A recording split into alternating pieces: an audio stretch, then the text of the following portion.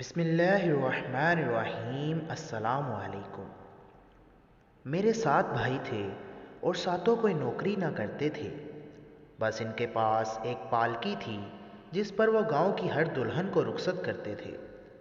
گاؤں والے خاص طور پر بھائیوں سے اس پالکی کی بکنگ کروانے آتے، جن کے بھائی ڈھیر سارے پیسے لیتے تھے، کیونکہ جو دلہن اس پالکی کے بغیر رخصت ہوتی تھی وہ ساری عمر بانجھ رہتی تھی، جبکہ پالکی میں بیٹھنے والی دلہن بہت جلد حاملہ ہو جاتی اور 7 بیٹے جنتی تھی۔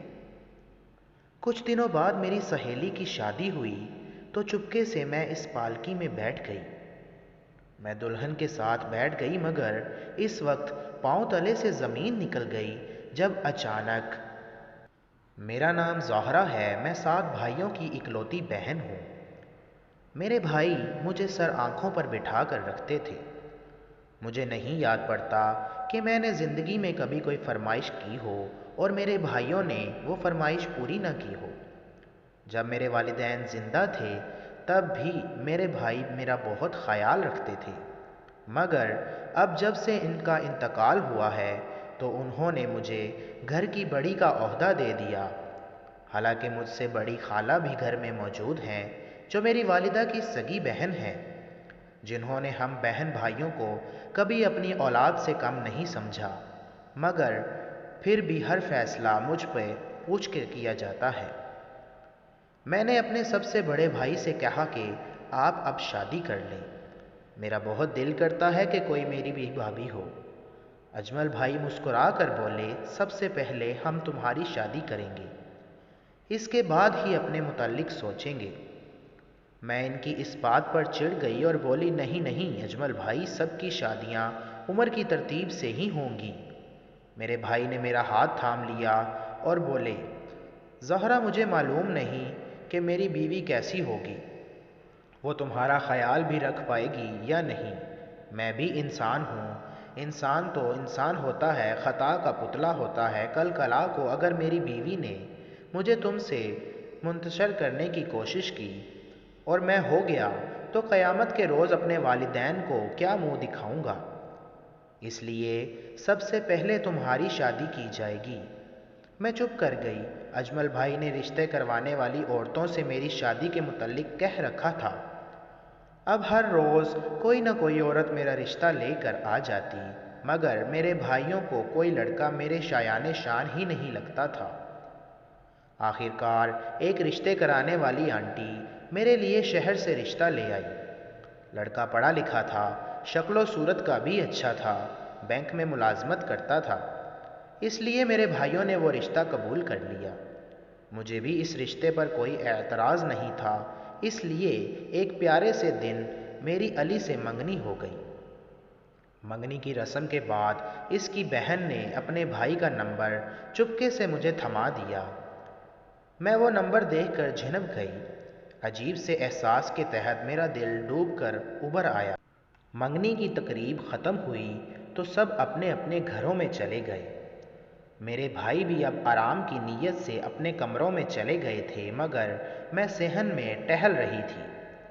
مجھے عجیب سی بے قراری لگی ہوئی تھی، سمجھ میں نہیں آتا تھا کہ علی سے بات کروں یا نہ کروں۔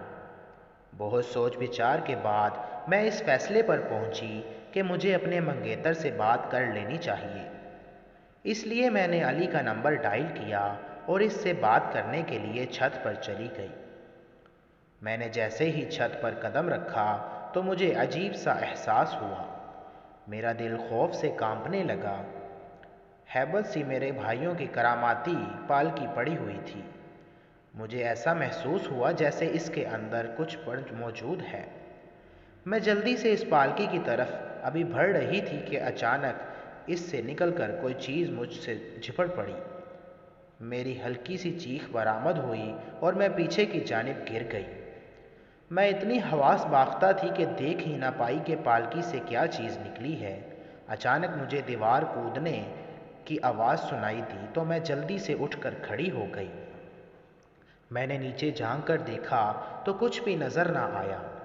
میں جلدی سے نیچے بھاگ کر آئی۔ میں نے اپنے کمرے میں داخل ہوئی تو خالہ بھی بے خبر سو رہی تھی۔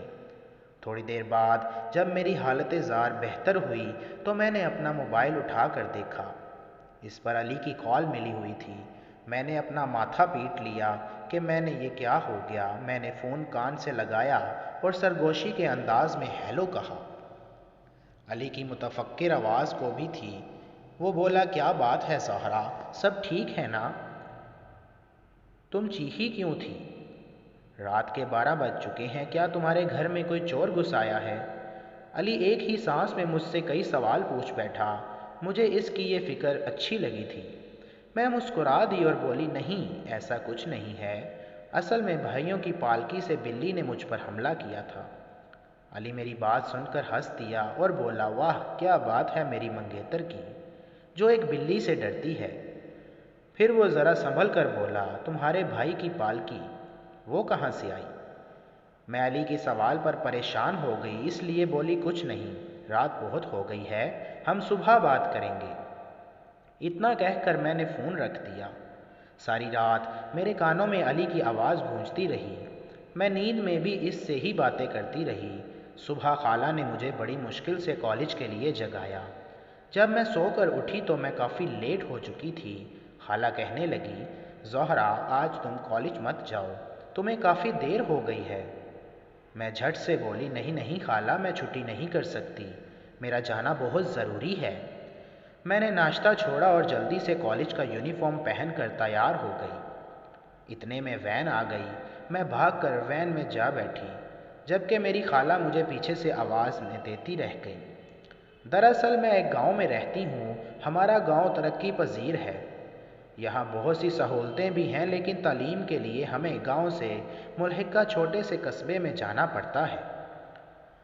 میرے بھائیوں نے میرے لیے وین کا بندوبست کیا ہوا تھا، جو مجھے میرے دروازے کے لے جاتی اور دروازے پر ہی چھوڑ جاتی تھی۔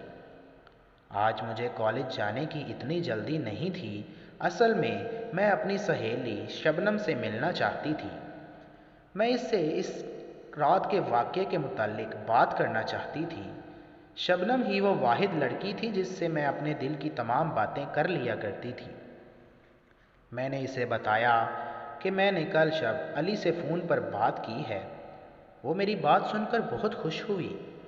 پھر میں نے اسے پورا واقعہ سنا ڈالا اور بولی، نہ جانے علی میرے بارے میں کیا سوچتا ہوگا۔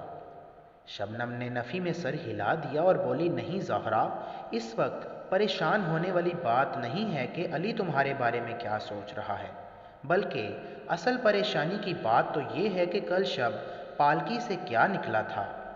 میں چپ چاپ شبنم کی باتیں سنتی رہی۔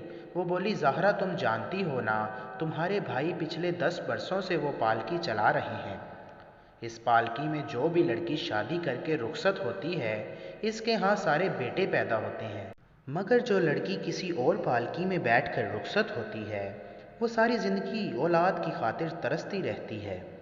سب گاؤں والے اس راز کو جاننے کے لیے بے چین ہیں کہ آخر اس پالکی میں ایسا کیا ہے۔ میں شبنم کی بات سن کر ایک دم غصے میں آ گئی اور بولی، شبنم، تم جانتی ہو نا وہ پالکی کراماتی ہے۔ پھر تم اور گاؤں والے اس راز کو جاننے والے کون ہوتے ہیں؟ میں وہاں سے اٹھ کر چلی گئی۔ بات یہ نہیں تھی کہ مجھے شبنم کی بات اچھی نہیں لگی تھی، بلکہ اصل میں تو بات یہ تھی کہ میں خود پریشان ہو گئی۔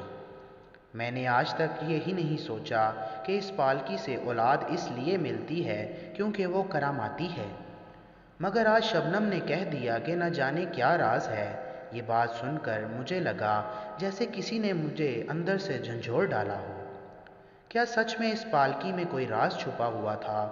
کیا کل رات میں اپنے بھائیوں کے راز تک پہنچ سکتی تھی؟ یہ باتیں سوچ سوچ کر میرا برا حال ہو گیا۔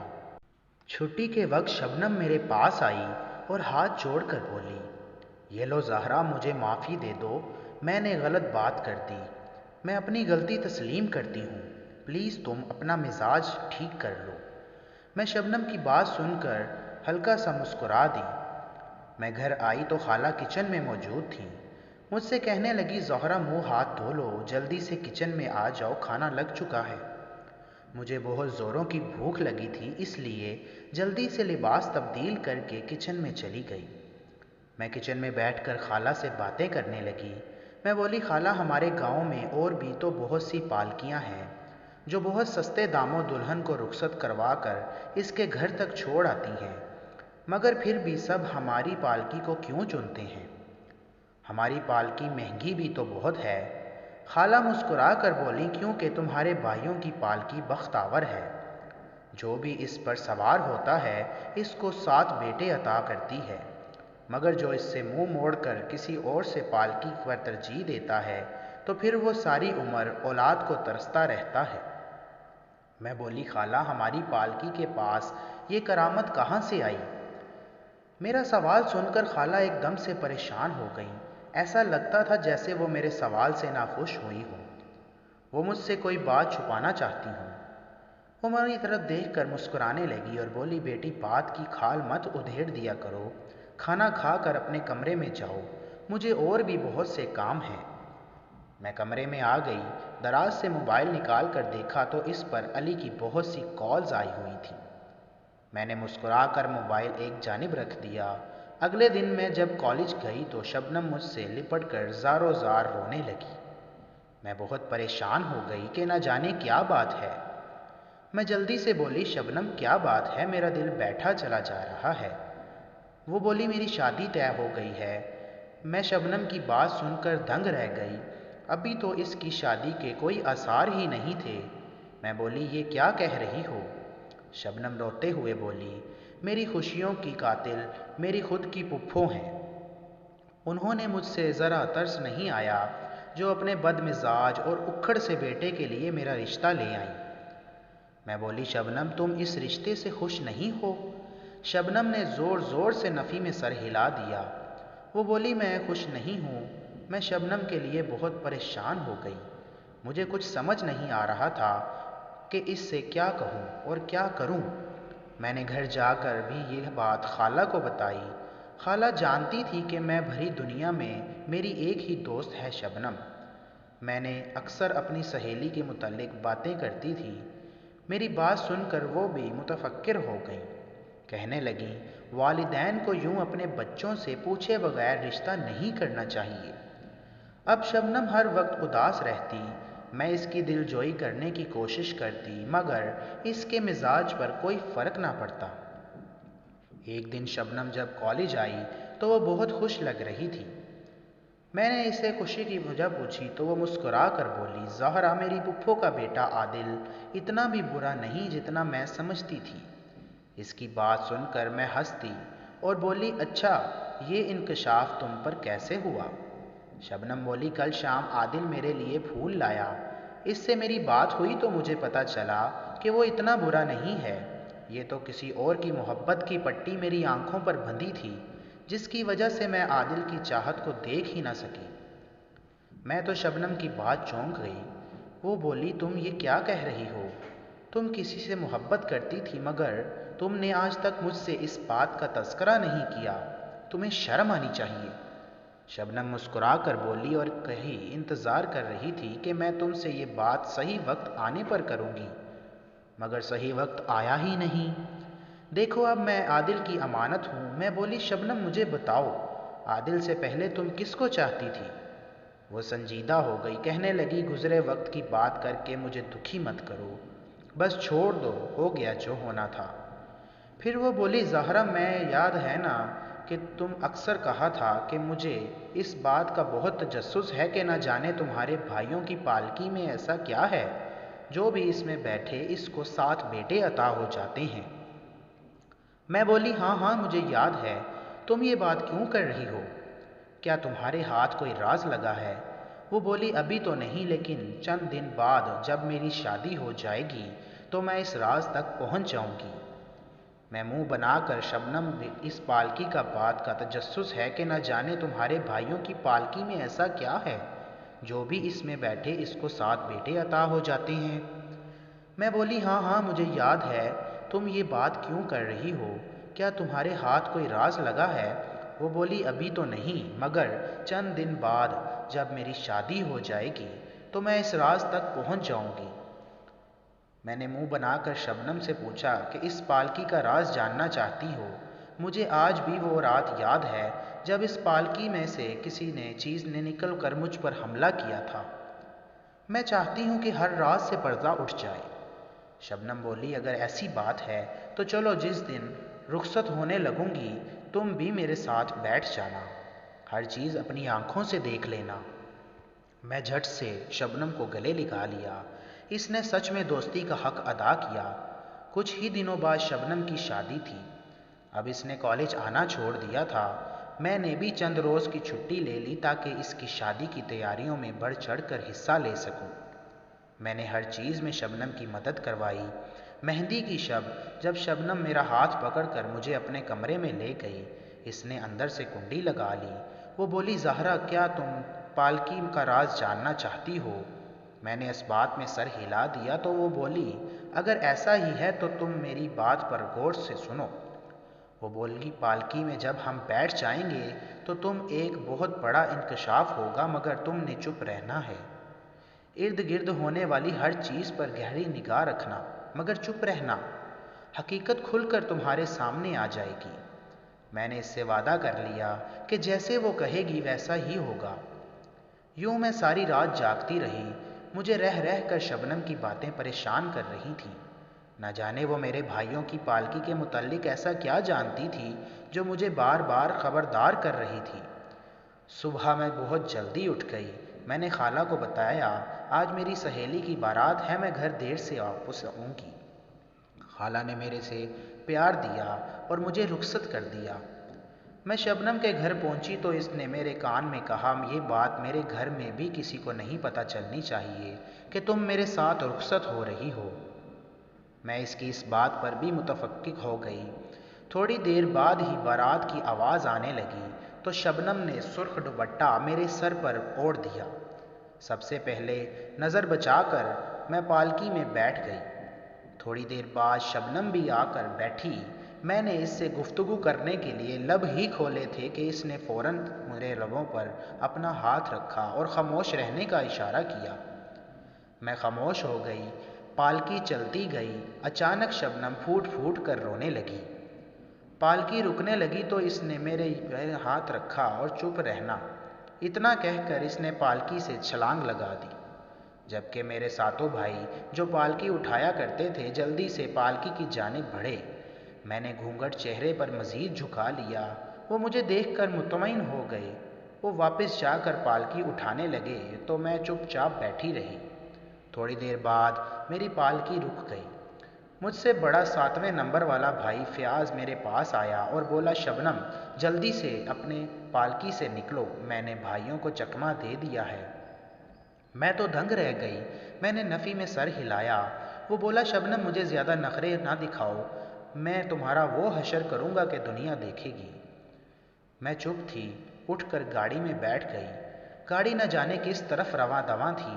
میں نے سوچا کہ جب میں شبنم کے سسرال طرف پہنچوں گی تو اس سے مل لوں گی۔ بھائی نے مجھے ایک گھر کے پاس لے گیا جہاں نہ تو شادیانے تھے اور نہ ہی بارات کا ماحول تھا۔ بھائی بولا، شبنم، گاڑی سے نکلو۔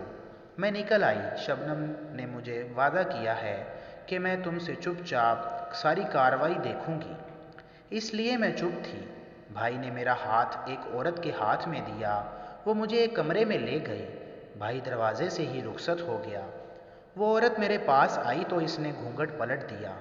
اس نے میرا منہ سے ہاتھ میں پکڑ کر جھنجھوڑ لیا اور وہ بولی، شکل تو تیری کافی اچھی ہے، مجھے امید ہے کہ تمہارا اچھا معاوضہ مل جائے گا۔ میں اس عورت کی بات سن کر تھر تھر کانپنے لگی۔ میں بولی، کون ہو تم؟ وہ ہنس کر بولی، میں تیری مالکن ہوں، میں نے تجھے 20 لاکھ میں خرید لیا ہے، اب تجھے آگے بیچ کر میں منافع کماؤں گی۔ تھوڑی دیر بعد وہ عورت اٹھ کر چلی گئی۔ اس نے کمرے کو باہر سے کنڈی لگا دی۔ میں پھوٹ پھوٹ کر روتی جا رہی تھی۔ مجھے سمجھ نہیں آ رہا تھا میرے ساتھ یہ ہوا کیا ہے۔ میرے بھائیوں نے مجھے دھوکہ دے دیا یا پھر میری سہیلی شبنم ہر چیز سے واقف تھی، پھر اس نے میرے ساتھ ایسا کیوں کیا؟ تھوڑی دیر بعد کمرے میں ایک موٹا سا مرد داخل ہوا۔ وہ مجھے دیکھ کر مسکرایا، بولا، واہ، آج تو مجھے بہت اچھی لڑکی مل گئی۔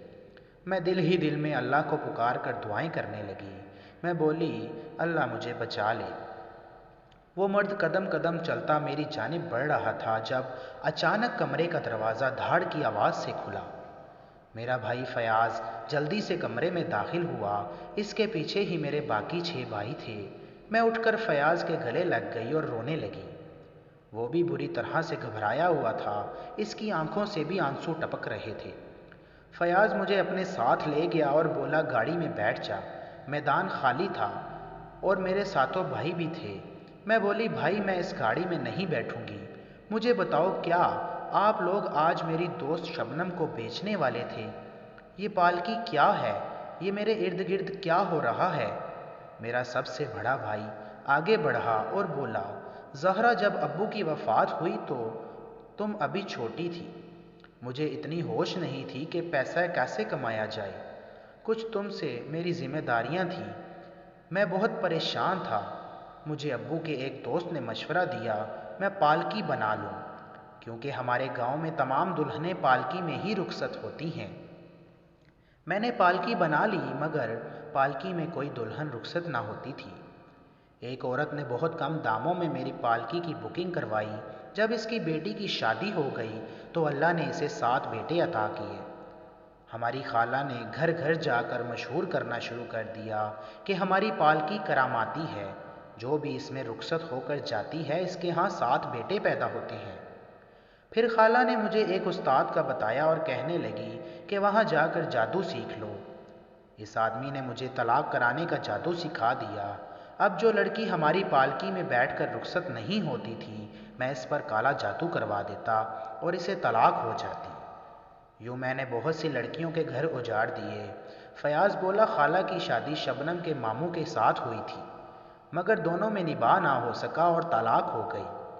خالہ عمر بھر مجھے یہ سبق دیتی رہی کہ میں نے ان کا بدلہ لینا ہے، اس لیے جب میں جوان ہوا تو شبنم کو اپنے پیار کے جال میں پھانس لیا۔ میری یہ خواہش تھی کہ شادی کی رات اسے آگے بیچ دوں گا۔ جب خالی پالکی اس کے سسرال جائے گی تو میری خالہ کا انتقام پورا ہو جائے گا، مگر جب ہم نے پالکی اس کے سسرال کے دروازے پر اتاری تو اس میں سے شبنم نکل آئی۔ تب میرے دماغ میں سنسناہٹ ہونے لگی کہ اگر شبنم یہاں ہے تو پھر میں کسے بیچ آیا ہوں؟ ہم جب یہاں آئے تو تم یہاں پر تھی۔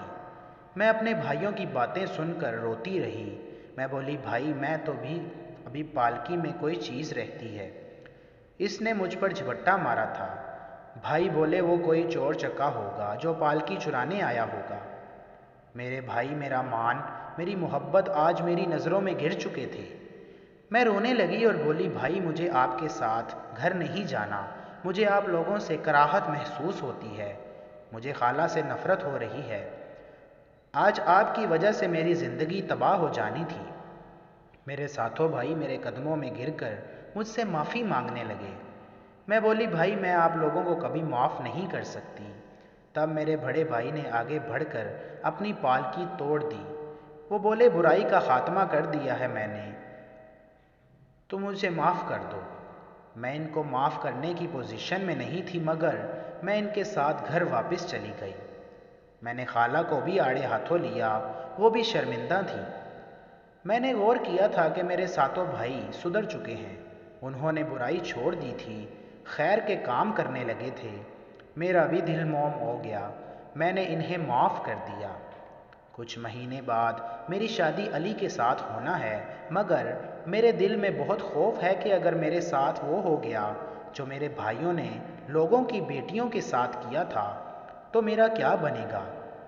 یہی خوف مجھے اندر ہی اندر سے کھائے چلا جا رہا ہے۔ ظلم ختم بھی ہو جائے تب بھی سکون ختم کر دیتا ہے۔ دوستو اگر آپ کو آج کی یہ ویڈیو بھی پسند آئی تو کائنڈلی ویڈیو کو لائک کریں، شیئر کریں اور ہمارے چینل توفیق وائس کو سبسکرائب کر کے بیل آئیکن لازمی دبائیں تاکہ ہماری آنے والی ہر نئی ویڈیو آپ تک بروقت پہنچتی رہے۔